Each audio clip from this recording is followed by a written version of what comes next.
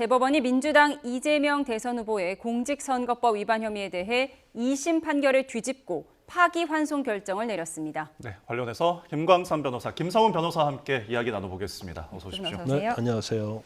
사실 이례적으로 심리 속도가 빠르다 보니까 2심 판결이 그대로 확정되는 거 아니냐 이런 분석도 많이 있었잖아요. 예상하셨습니까?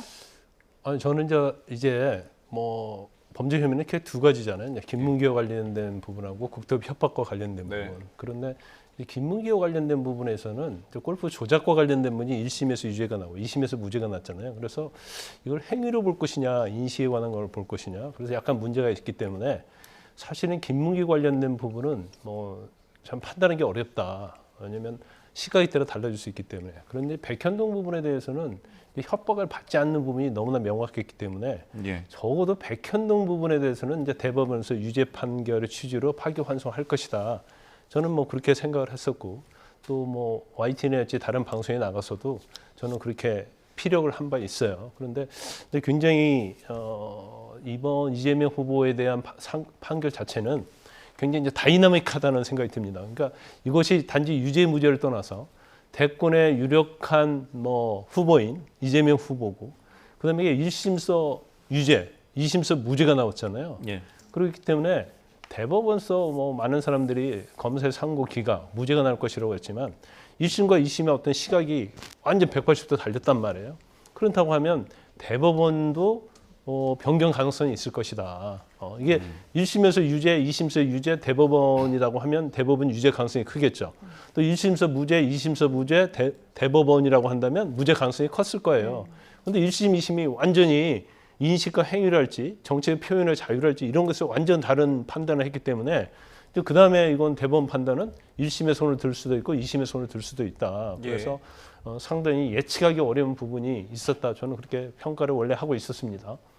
네, 알겠습니다. 자, 저희가 지금 일단 이 바뀐 부분에 대해서 좀 짚어주셨는데, 그러니까 1심에서는 유죄 판단을 했다가 180도 바뀌어서 2심에서 무죄, 또 180도 바뀌어서 다시 유죄가 됐어요. 그러니까 원심, 1심으로 다시 돌아온 거죠. 지금 차이가 어떻게 될까요? 네, 결론적으로는 1심의 판단과 괴를 같이 하는 내용이 이제 대법원의 선고 결정의 취지이긴 합니다. 어떻게 보면 근데 이번에는 이제 그 각각의 행위에 대한 판단도 중요하지만 결국은 공직선거법상 허위사실 공표죄라는 그 죄가 어떤 취지이고 또 그때 그것을 판단하는 데 있어서 기준점은 무엇이 되어야 하는지에 대한 법리적인 부분을 좀 주목할 필요가 있습니다. 결국은 당사자가 어떤 의사로 어떤 의도로 표현했는가 혹은 법원이 어떻게 그걸 바라보는가가 아니라 결국 핵심적으로는 유권자들 입장에서 즉 선거에 참여해서 선거에서 투표권을 행사하는 유권자들 입장에서 이러한 발언이 미치는 영향 그리고 그 미치는 영향을 고려했을 때 이러한 발언들이 사실과 다른 부분들이 있거나 어떻게 보면 벗어나는 부분들이 있을 때 그것을 형사적인 처벌을 통해 가지고 공직선거법 위반 같은 경우는 또 피선거권도 박탈되지 않습니까? 그런 식으로 사법이 개입해가지고 그러한 결정을 내릴 만큼의 필요성이 있는지에 대해서 결국은 1심과 2심 그리고 대법원이 기준들이 달랐다라고 봅니다. 그런 면에서는 대법원에서는 결론적으로 유권자들의 눈에서 봤을 때는 그 두 가지 김문기 씨와의 골프를 같이 쳤는지와 잠시만요. 지금 민주당에서 긴급 의원총회가 열릴 예정인데요. 박찬대 원내대표의 발언을 들어보겠습니다.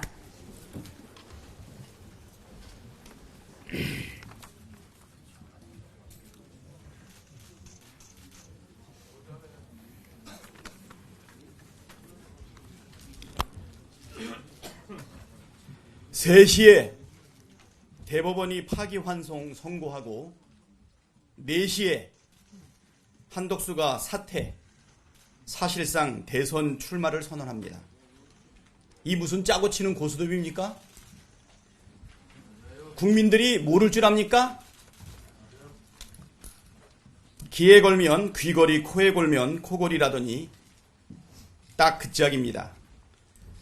고무줄 판결도 이런 고무줄 판결이 없습니다.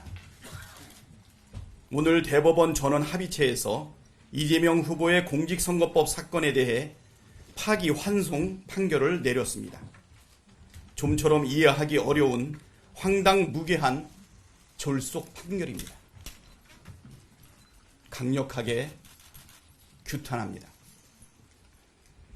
1925년도 아닌 2025년 대한민국에서 나온 판결이라는 게 믿기지 않습니다. 법적으로도 상식적으로도 받아들이기 어렵습니다. 정치적 표현의 자유와 선거운동의 자유의 헌법적 의의와 중요성을 전혀 고려하지 않았고 죄형 법정주의나 의심스러울 때는 피고인에게 유리하게라는 형사법의 기본 원칙에도 정면으로 반하는 결과입니다. 재판부 배당이 되자마자 대법원 전원 합의체에 회부한 것도 전원 합의체에 회부한 지 단 9일 만에 딱 2번의 심리만 진행하고 졸속 판결한 것도 매우 이례적이고 납득할 수 없는 부분입니다. 6만 쪽이 넘는 재판 기록을 제대로 한 번 읽는 것도 불가능한 기간입니다. 이런 판결을 수긍하고 납득할 국민이 얼마나 되겠습니까? 게다가 대법원 스스로 만든 최신 판례까지, 아니 심지어 그 판례를 만든 그 대법관까지 손바닥 뒤집듯이 뒤집었습니다. 공정성도 일관성도 전혀 찾아볼 수 없었습니다. 행위도 아닌 인식과 주관적이고 추상적인 판단까지 처벌해야 한다는 조잡한 판결을 어떤 국민이 받아들일 수 있겠습니까? 이번 판결은 법원에 대한 신뢰를 일거에 무너뜨린 희대의 판결로 사법 역사의 길이길이 흑역사로 남을 것입니다. 조희대의 대법원의 이 판결 역사에 남지 않겠습니까? 정의를 세워야 할 법원이 정치를 한다는 사실에 분노합니다. 12.3 내란에는 침묵했던 대법원이 사법부의 권능을 빼앗아가는 군사 계엄에 대해서는 조용하던 입 다물던 대법원이 대선에 부당하게 개입했습니다. 국민으로부터 압도적 지지를 받는 유력 정치인이자 차기 대선 후보에 대해 올가미를 씌우고 족쇄를 채우려는 불순한 의도를 드러낸 것입니다. 그러나 이 쿠데타는 결국 실패로 귀결할 것입니다. 대한민국의 진짜 주인은 사법부가 아니라 주권자 국민입니다. 대통령은 법관이 아니라 국민이 뽑습니다. 위헌위법한 비상계엄을 막아내고 불의한 권력을 끌어내린 우리 국민께서 사법 쿠데타를 진압하고 정의와 상식을 바로 세워주실 것이라 믿습니다. 국민이 배심원이 될 것입니다. 결국 국민이 합니다. 더불어민주당은 내란 종식과 정의 회복을 위해 국민만 믿고 국민과 함께 흔들림 없이 마지막까지 방심하지 않고 결연하게 흔들림 없이 나가겠습니다. 우리 의원님들 마지막까지 최후의 그 순간까지 함께 해주시기 바랍니다. 감사합니다. 네.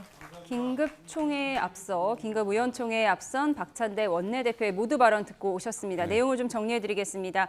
3시에 대법원 파기환송 판결이 있었고 오후 4시에 한덕수 대행의 사퇴 발표가 있었다면서 사실상의 한덕수 대행의 대선 출마 선언이 짜고 치는 고스톱이 아니냐 이런 비판의 목소리를 냈습니다. 네, 법적으로도 상식적으로도 받아들이기 어렵다면서 형사법의 기본 원칙에 정면으로 반하는 결과라는 이야기를 했습니다. 전원합의체 회부한 지 단 9일 만에 이뤄진 판결에 대해서 졸속이다라고 주장을 했고요. 예. 공정성도 일관성도 찾아볼 수 없다면서 조희대 대법원의 이번 판결이 역사에 남을 것이라고 비판의 목소리를 높였는데요.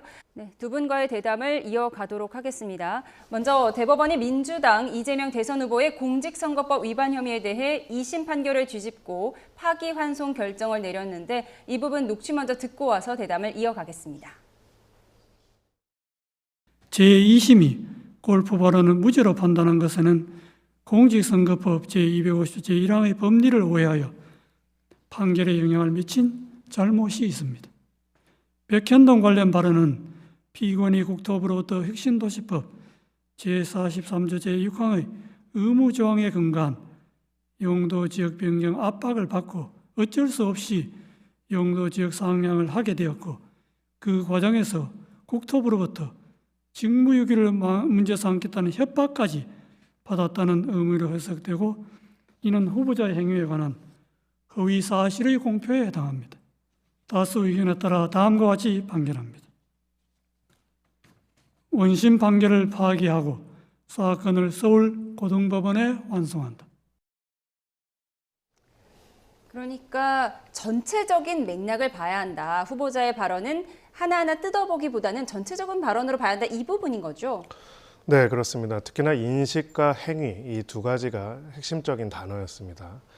어떤 사람을 기억하고 있느냐 알고 있느냐인 것들은 기본적으로 주관적인 인식이고 그것이 허위인지 아닌지 알려면 객관적인로 이 사람이 정말 알았는지 몰랐는지를 사실 판단하는 게 굉장히 어렵습니다. 그리고 각각의 발언 하나하나를 봤을 때는 그 발언들에 있어가지고는 이제 판단하는 거에 있어서 어디에 포커스를 둘 것인지 아닌지에 따라서 이 판단이 1심과 2심이 달라졌다면 이번 대법원에서는 결국은 유권자들의 기준에서 해당되는 발언이 미치는 영향이 어떤 부분이었고 유권자들의 선택에 미치는 부분이 있었는지를 중점으로 보고 그것을 바탕으로 해서 설명을 했습니다. 그런 면에서 결국은 김문기 씨와의 관계가 얼마나 있었고 또 교류가 있었는지에 관해서 골프를 같이 쳤는지 안 쳤는지에 관한 부분들에 집중을 했다면은 그 전에 항소심에서는 사진이 조작됐다라고 했을 때 그 사진 자체에 대해서 객관적인 사실에 관한 부분들을 어떤 걸로 이야기했는지 혹은 그것이 인식 있는 부분으로 좀 다르는 부분들이 있었습니다. 네. 백현동 관련돼서도 마찬가지로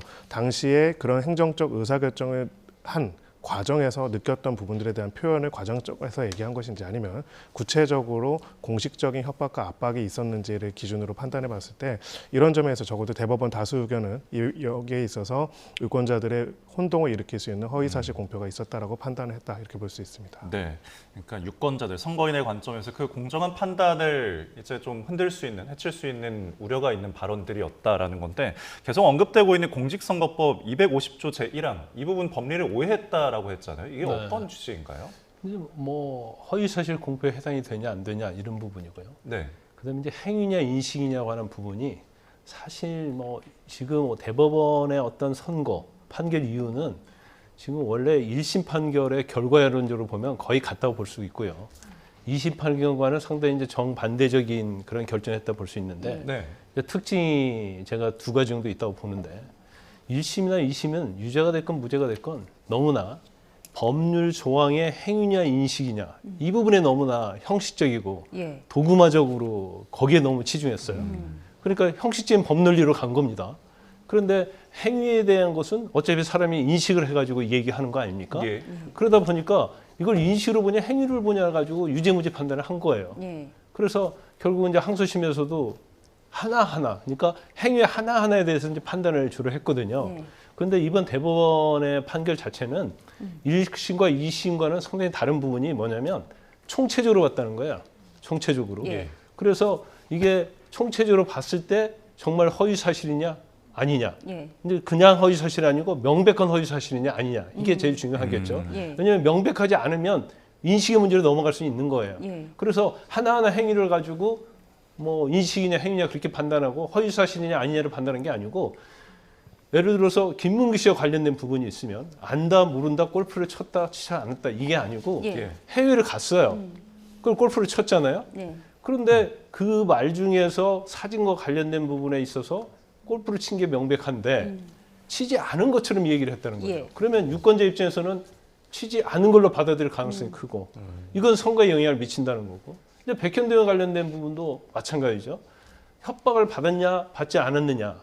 그러면 2심에서 무죄를 할 때는 협박 자체에 대해서는 받지 않았냐 받았냐는 주관적인 인식이다. 이렇게 해서 그 하나의 어떤 행위에 대해서 판단을 했는데 네. 이번 대법원 판결은 뭐냐면 그 국토부와 관계에서 뭐 공문에 보면 의무조항에 의해서 어떻게 하는가 용도 변경 자체는 성남시의 재량이다 이렇게 얘기를 해준 것이지 거기에 대해서 어떤 의무조항과 관련해서 뭐 압박을 한다 그런 건 전혀 없었다는 거예요. 예. 그러면 본인의 어떤 주관적 인식이나 그런 걸 떠나서 전체적으로 보면 협박이 없었다는 것이 명백하다. 예. 그러면 협박이 없었다는 허위 사실이 되는 거고.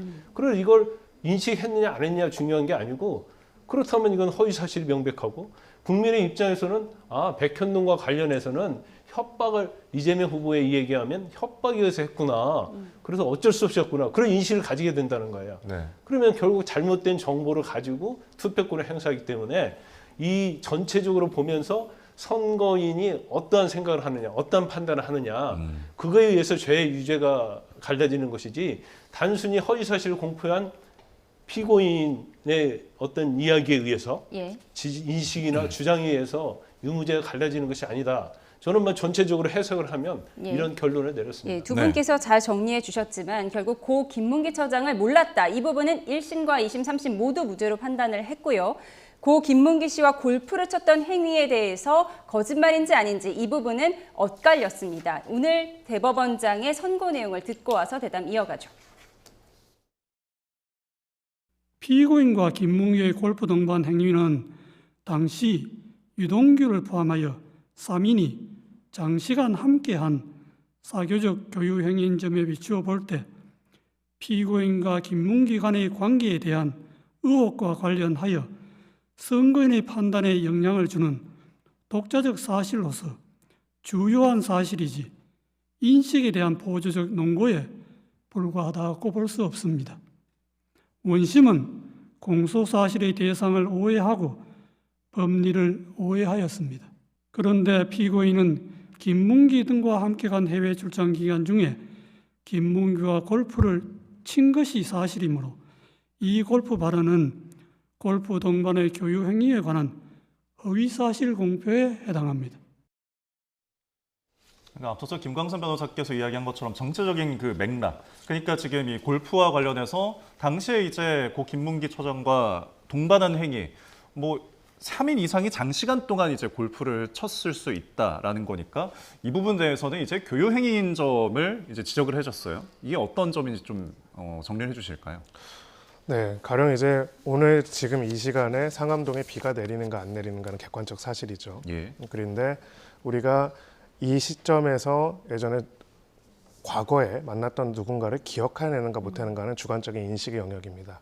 기본적으로 허위사실 공표죄라는 것들은 선거에 영향을 미칠 목적으로 객관적 사실과 다른 허위사실을 인식하면서 그것을 알렸다라는 부분들이 핵심적인 내용이 되는 구성 요건이고요.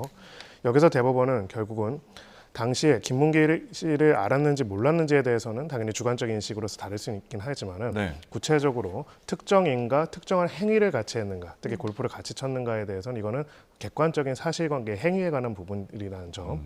그리고 그보다 더 본질적으로는 아까 김광선 변호사께서 잘 말씀해 주셨지만은 결국은 유권자의 선택에 영향을 미치려고 했고 실제로 영향을 미친 부분이 있었는가, 특히나 김문기 씨와의 어느 정도의 인지와 교유가 있는지에 대한 부분들에 있어서 핵심적인 요소가 될 수 있는 골프를 쳤는가 안 쳤는가에 대한 부분들이 중요한 부분들이 될 수 있다는 점에서 결국은 이 부분에 대해서 유죄로 판단했다, 이렇게 볼 수가 있습니다. 예.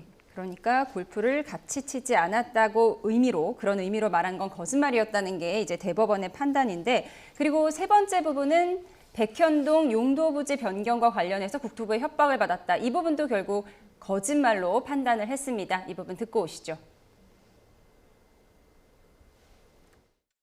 의무조항을 들어서 했다는 내용을 구체적으로 적시하면서 이 조항이 적힌 패널을 제시까지 하고 한 구체적 사실을 포함하는 진술로서 사실의 공표이지 단순히 과장된 표현이거나 의견 표명에 그치는 것이 아닙니다. 용도지역 상향 단계에서 국토부가 성남시에 의무조항을 들어 압박한 일은 전혀 없었습니다. 이에 대하여 국토부는 종전협조 공문은 혁신도시법 제43조 제6항의 의무조항과 무관하고 용도지역 변경은 성남시가 적이 판단해야 할 사항이라고 성남시의 공문으로 분명하게 회신하였고 그 후에도 국토부의 입장에는 아무런 변화가 없었습니다. 이와 같은 피고인의 의무조항 압박 발언과 직무유기 협박 발언은 독자적으로 선관위 판단에 영향을 줄 만한 구체적이고 핵심적인 내용에 해당합니다.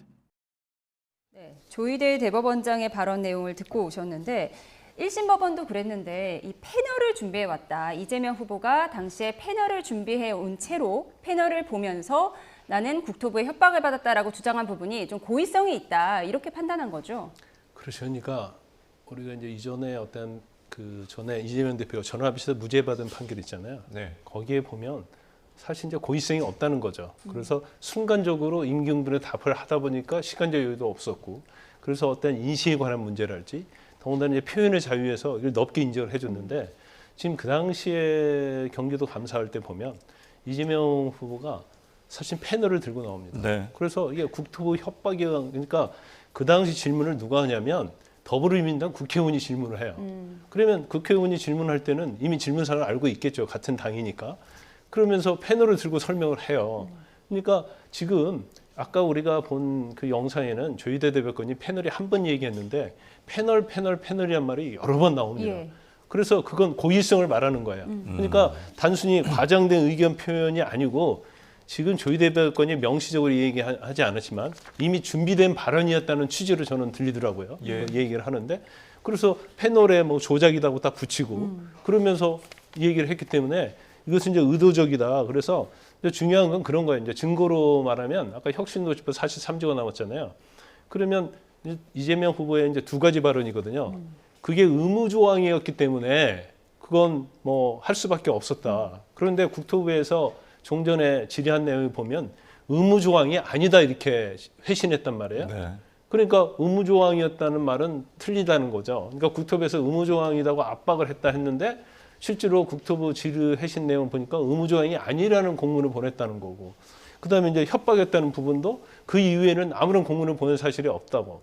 그러니까 협박한 것이 아니다. 그렇기 때문에 이제 패널 자체를 가지고 했던 것도 굉장히 불리한 요소를 작용했다 이렇게 볼 수 있을 것 같고요. 그리고 그러기 때문에 이게 단순 과장된 의견 표현으로 이제 볼 수 없다 이렇게 네. 판단을 한 건데 오늘 이 얘기한 것 중에서 좀 중요한 부분이 있더라고요. 저는 1심과 2심에서 안 나온 얘기인데 예. 뭐 약간 뭐 워딩만 좀 틀리는데 이 허위사실 공표죄라는 것은 그 피선거권을 가진 후보가 예. 출마를 할 때 공직 적격성에 대한 판단을 하기 위해서 허위사실 공표죄가 있다는 거죠. 그래서 결국 공직 적격성은 후보가 어떤 거짓을 하고 그것이 허위사실에 기초해서 중다한 허위사실이라고 한다면 네. 공직적 적격성을 판단하는 데 있어서 선거인의 판단을 이제 흐리게 할 수 있다는 그런 취지로 보여요. 그러면서 이제 그 부분을 얘기하면서 결과적으로 따지면 공직 허위사실 공표를 명백한 허위사실 공표하는 것은 공직 적격성에 관한 선거인의 판단을 이제 흐리게 하는 것이다. 이제 그런 취지의 어떤 이유를 설치를 하더라고요. 네. 그러니까 이 허위 발언이라고 하는 공직선거법상의 그리고 그 부분과 표현의 자유라는 부분 어느 정도까지 인정할 것이냐라는 부분인데 이에 대한 지적도 있었어요. 선거의 공정성을 해하지 않는 범위의 표현의 자유다. 이 부분 어떻게 보셨습니까? 네, 사실은 민주주의 체제 속에서의 선거에서는 수많은 말과 주장, 반박들이 오고 갑니다. 네. 그 과정에서 다양한 표현들이 필요하고 그 과정에서의 표현의 자유와 그 표현의 자유의 범위를 넘어서서 선거에 참여하는 유권자들의 판단에 혼동을 줄 수 있는 허위, 악성 정보를 막을 공익적 필요성이 있습니다. 그 중에서 어느 부분들의 기준점을 두고 각 사안을 판단하는지에 따라서 굉장히 결론이 달라지고요. 통계적으로 보면은 대법원까지 상고가 된 사건 중에서 상고심에서 이제 항소심, 즉 원심의 결론을 뒤집는 경우가 원래는 굉장히 드뭅니다. 네. 1%도 되지 않는데요. 반면에 허위사실 공표와 관련된 사건의 경우에는 대법원에서 원심을 파기하는 경우가 제법 많이 있습니다. 그만큼 구체적인 사안에서 이제 어느 정도의 수준의 표현의 자유의 범위로 볼 것인지, 예. 어느 정도의 수준을 위험한 거짓 표현으로 봐서 결국 피선거권 박탈에도 이를 수 있는 정도의 형을 선고하는 것이 될 것인지를 늘 치열하게 다투었던 것이죠. 그런 점에 있어서는 이번 사건에 있어서도 결론적으로는 지금 대법원이 최종적으로 판결한 거는 이 과정에서 나타난 내용들이 객관적이고 구체적인 허위 사실이고 나아가서는 유권자들의 판단에 영향을 미쳐서 사법부가 개입을 해서 여기에 대해서 유죄 판결을 확정하고 판결을 내리고 그런 부분에 대해서 법적인 처벌을 할 만큼의 수위의 것이다라고 판단했다고 볼 수가 있습니다. 많이들 궁금해하시는 거는 어떤 분들은 그러십니다. 1심도 결과를 예상하지 못했고 2심도 결과를 예상하지 못했고 대법원 상고심도 예상하지 못했다는 분들이 있습니다. 예, 그만큼 이제 계속 반전을 거듭해 왔는데요. 어찌 보면 다시 결론을 돌아가면은 결국은 이러한 발언과 그 발언의 객관성과 의미에 대해서 어느 정도의 수준에서 이것을 판단해가지고 결국은 아예 이 민주주의 선거에 참여를 못하도록 할 것인지 아니면 선거에 참여하는데 다만 그거에 대해서는 유권자들이 적정하게 판단해서 할 것인지를 결정하는 거에 대해서 결국 2심과 1심 그리고 대법원의 판단이 크게 달렸다고 생각합니다. 어느 한쪽이 객관적인 사실에 대해서 완전히 다르게 생각했다기보다는 그 판단에 따라서 결론적으로는 그 정도는 유권자들이 반대 의견, 객관적 사실이 무엇인지를 듣고 종합적으로 판단하면 되는 것이지 형사적으로 단죄하거나 그렇게 하는 것이 오히려 과잉되고 국민주권의 원리에 반한다라는 판단이 항소심의 판단이었다면은 상고심의 판단은 아니다. 그래도 구체적인 유권자의 판단에 있어가지고 이런 부분들까지 했다면은 이거는 그 민주선거를 위험하게 만들 수도 있는 것이다라는 거에서 기본적으로 바라보는 취지와 그 관점이 달랐다라고 생각을 하고요. 어찌 보면 결론적으로는 이것이 굉장히 정치적인 부분이 있을 수밖에 없는 것이죠. 왜냐하면 우리나라에서의 정치라는 거는 국민들이 생각하는 적정한 수준과 방향성과 기준에 관한 어찌 보면 다툼과 거기에 대한 쟁론이기 때문에 어쩔 수 없이 각 법원의 판단의 각급 법원의 과정에서도 그런 부분들이 나타났다고 저는 생각합니다. 다시 한번 정리하면 1심에서는 피선거권 박탈령이 나왔고 2심에서 무죄가 나왔고 오늘 대법원은 2심에서 유죄 취지로 다시 판단하라 이렇게 돌려보냈는데 사실 관심은 이제 그럼 2심 법원에서 다시 판단하는데 6.3 대선 이전에 판결이 나올 수 있느냐 여부거든요. 어떻게 보세요? 그 부분 말씀드리기 전에 아까 이제 정치적 표현의 자유를 말씀드렸잖아요. 허위사실 공표죄는 항상 정치적 표현의 자유와 충돌을 합니다.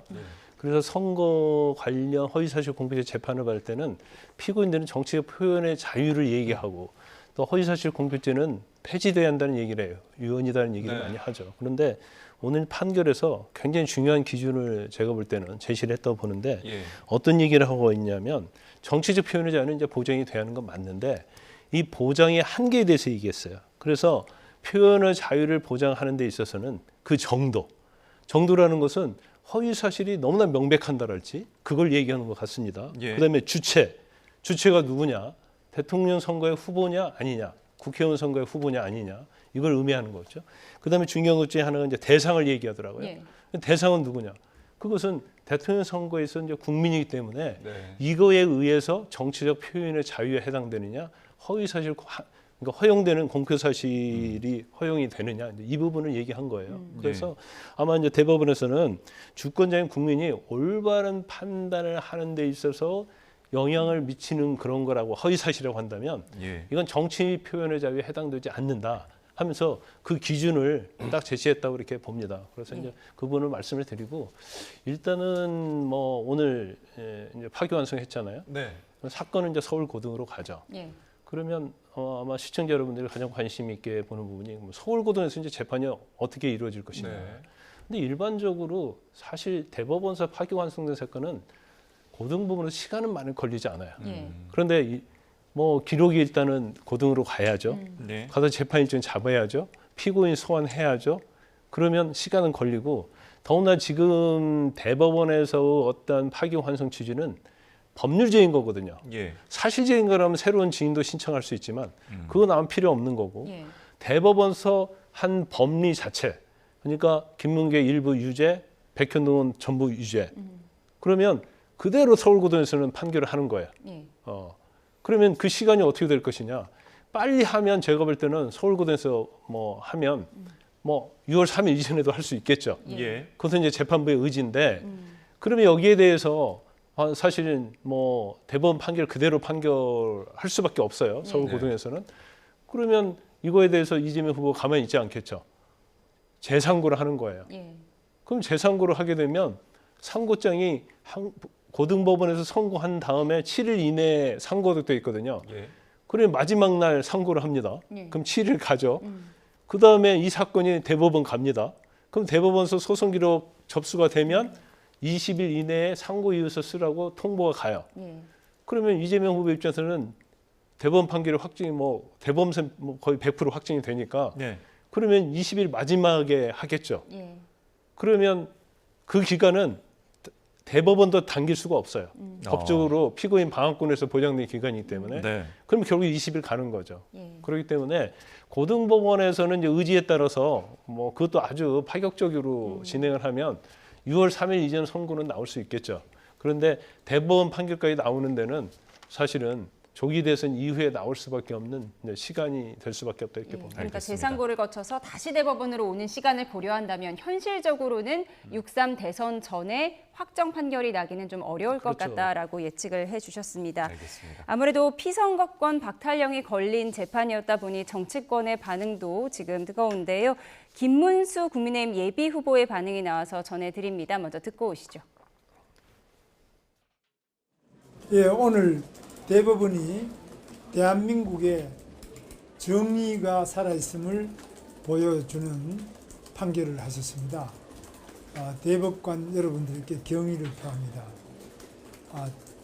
제가 판단컨대는 오늘 이 대법원의 이재명 유죄 취지의 파기환송 판결을 신속하게 선거 등록이 되기 전까지, 후보자 등록되기 전까지 고등법원에서 판결이 결론 나면 좋겠습니다만은 여러 가지 형편을 볼 때는 쉽지 않을 것 같습니다.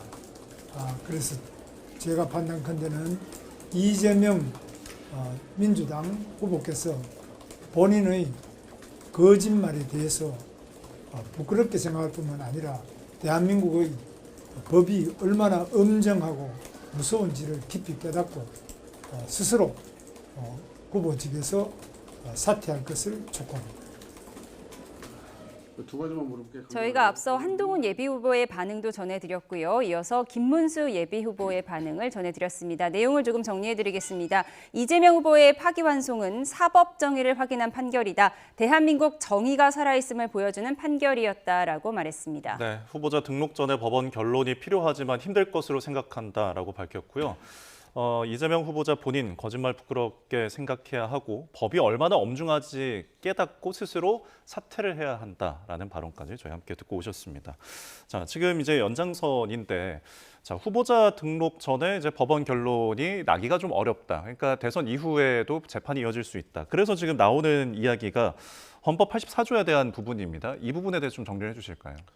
네, 헌법 84조에는 대통령은 재직 중 소추당하지 않는다라는 그런 문구가 있고요. 다만 내란과 외환해제 같은 경우에는 예외로 한다라는 단서가 있습니다. 그런 부분에서 결국은 소추의 대상이 안 된다는 것은 명확한데 소위 대통령으로 취임한 이후에 원래 이제 진행되고 있을 때 형사 재판은 어떻게 되는지에 대해서 논쟁이 있고요. 예. 이번 사건의 경우에도 이제 만약에 파기환송이 됐기 때문에 파기환송심이 진행이 되면은 사실상 대선의 결과에 따라서 이재명 후보가 대통령이 된다고 한다면은 그 이후의 진행도 같이 문제가 된다고 볼 수가 있습니다. 네. 여기에 대해서는 여러 가지 이제 두 가지 크게 이제 이론이 갈리고 있는데 기본적으로는 이 헌법 조항의 취지를 어떻게 보는지에 따라 달라진다고 볼 수 있고요. 소추의 대상이 되지 않는다는 것이 어떠한 범죄 혐의에 대한 형사적 처벌을 포기한다기보다는 대통령이라는 직위를 봤을 때 재판의 대상으로 삼아서 재판을 계속 진행하는 것이 적절치 않다라는 판단이라는 것이 네. 포괄적으로 포함된다면 기소뿐만 아니라 재판도 정지되는 것으로 보는 것이 더 많다라는 의견도 있습니다. 이게 이제 전제로서 우리가 종국을 볼 필요가 있는데요. 가령 이제 가정을 해볼 수가 있습니다. 만약에 재판이 정지가 되지 않고 계속 진행이 될 경우에는 어떻게 될 것인가.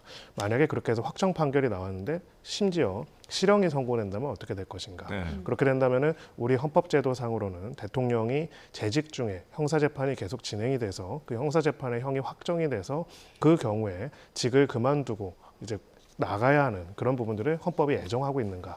하지만 그런 부분들이 없기 때문에 결국은 소추뿐만 아니라 재판들도 진행되지 않는다라고 보는 의견들이 조금 더 많다라고 저는 생각을 합니다. 예. 만약에 이재명 후보가 대통령에 당선됐을 경우에 이 같은 재판이 지속되는지 여부, 헌법 84조에 대한 판단을 오늘 내릴 수도 있다라는 분석도 있었는데 그렇지는 않았어요.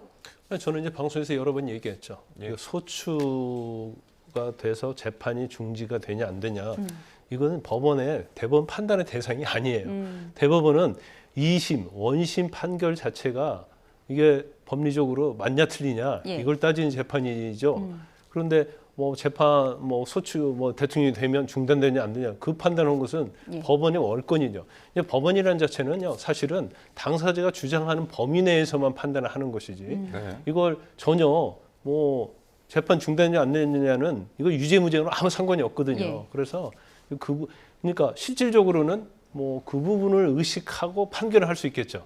하지만 그건 대법원의 어떤 재판의 대상은 되지 아니한다 이렇게 볼 수밖에 없고요. 그래서 이제 아까 이제 김성훈 변호사께서 뭐 소추에 대해서 잘 설명을 해주셨는데 이론의 여지는 분명히 있습니다.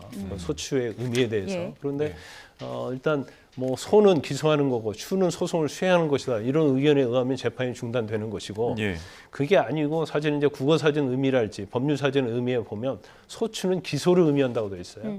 그러면 사실은 대통령 되기 전엔 재판은 이제 중지되지 않는 게 맞겠죠. 예. 그래서 원래 이 내부 외환의제는 기소되지 않는다는 문장이 아니 법조문의 취지가 뭐냐면 대통령이 있는데 어떻게 보면 예를 들어 사건을 조작한다 그랬지 대통령을 끌어내기 위해서 그렇게 해서 기소를 하지 못하게 위해서 그 입법 취지가 그거거든요. 네. 물론 내란 외환의 죄를 제외한다고는 돼 있지만 그렇기 때문에 이제 이거에 대한 해석은 달라질 수밖에 없다. 그러면 지금 만장일치로 재판이 정지된다, 중단된다 이 의견은 아니거든요.